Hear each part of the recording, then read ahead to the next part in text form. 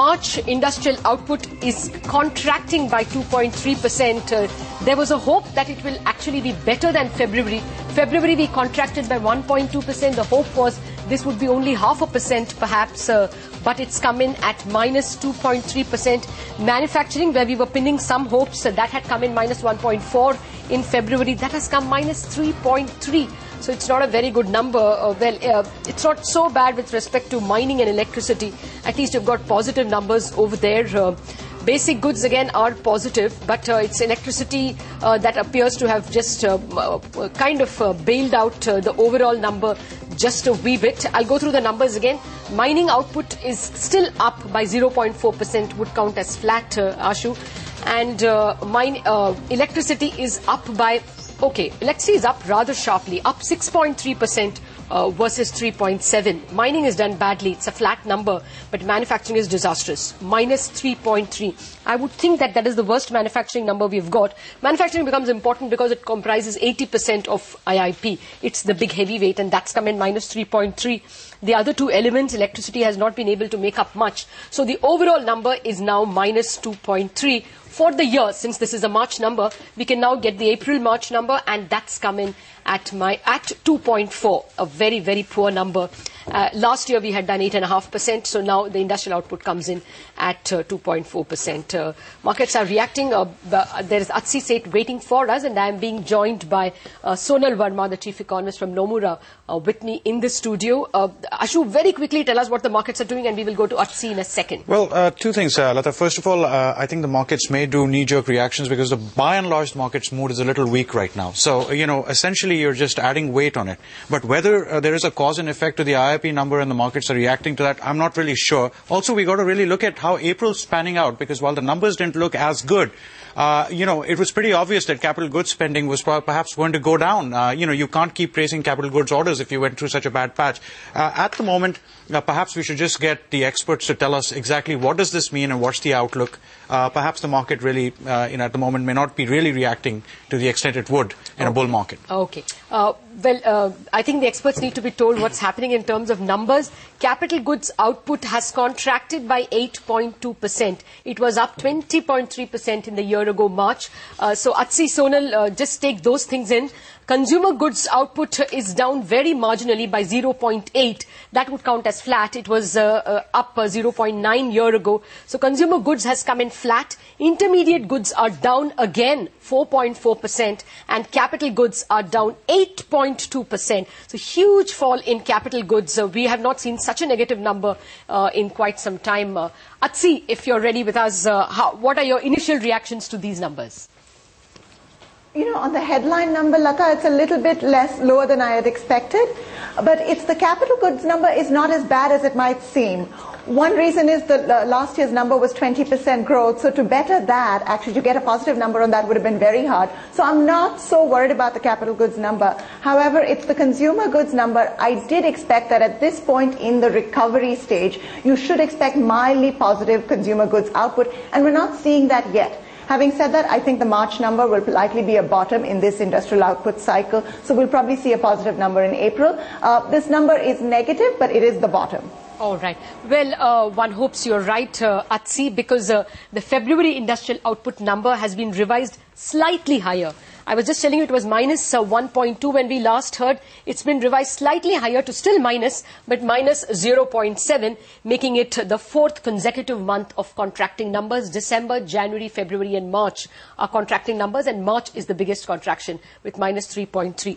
Your thoughts, Sonal Varma, would you agree with Atsi that this is probably the last of the ugly numbers? I think it's very much possible. Overall, it is obviously, below our expectations, but I think, the capital goods, which has seen a sharp contraction, it's coming on a base of a 20% year-over-year growth last time. The non-durable side also has seen a sharp contraction, and I think to a large extent that's being driven by the sugar output, which has been down year-over-year.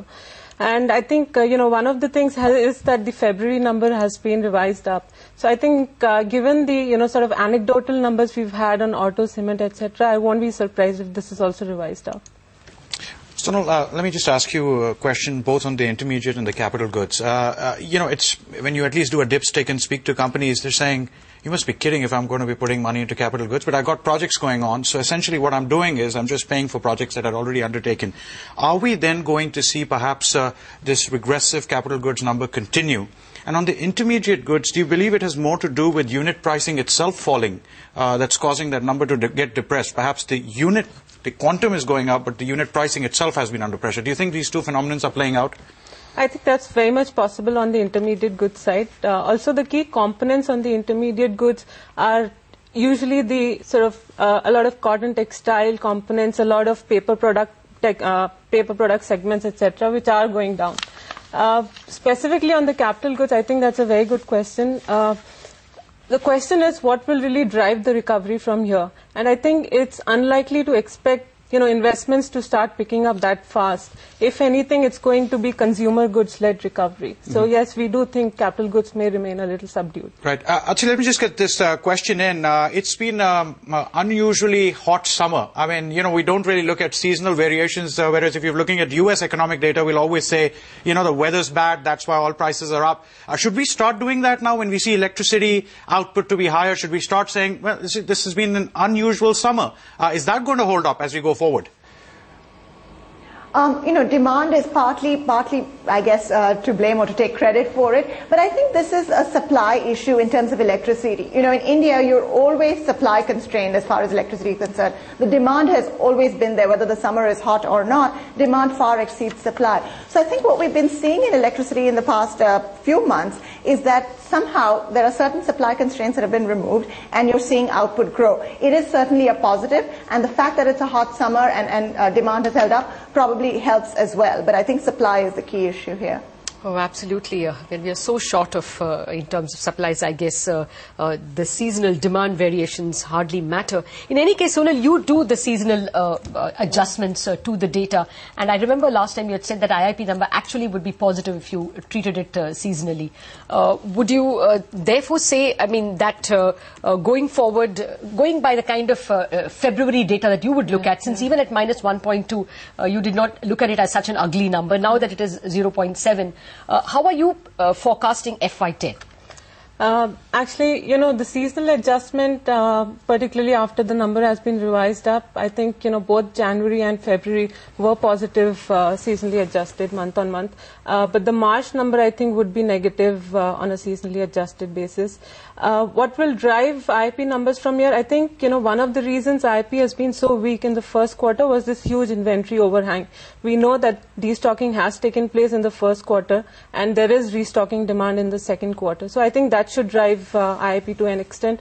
Also, government spending, that is driving a lot of demand, particularly in the consumer goods segment. So even though external demand as well as investment demand will remain sluggish, I think overall, incrementally, we should see positive IIP numbers. We are looking at 4.2 on an average in fiscal 10. Okay, so 2.4 becomes 4.2 for FY10. Pretty much the same question to you, Atsi. Well, I just want to take off from what Sonal was saying, that governmental investment will come in. Electricity clearly is one sector where state-owned or state-driven investment does play at least some kind of a role.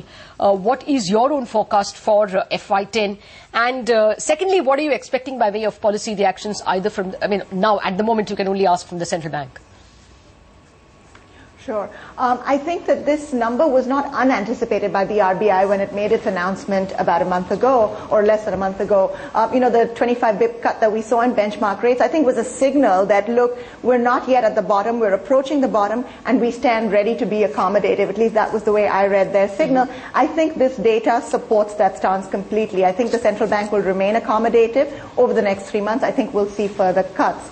As to your question about expectations about industrial output, I agree with Sonal. I think that the recovery is going to be driven by consumer durables, and we have to see that shaping up, or sort of over the next few months. That's what I'll be watching. Even if the headline number doesn't immediately recover to 4 or 5%, I think in the latter half of the year we'll see the headline number going to above 5, frankly. But overall, I think 4 to 5 is a nice headline number. In the first 3 months, really watch consumer durables. That's what I'll be doing, because that's what drives later investment recovery. And there, again, Anshu's questions about weather might be important, because depending on how the monsoon pans out, I think a bad monsoon is not good for consumer durables output, because that means rural demand may not hold up in the latter half of the year. So that may be the one area where weather plays a trick again on output.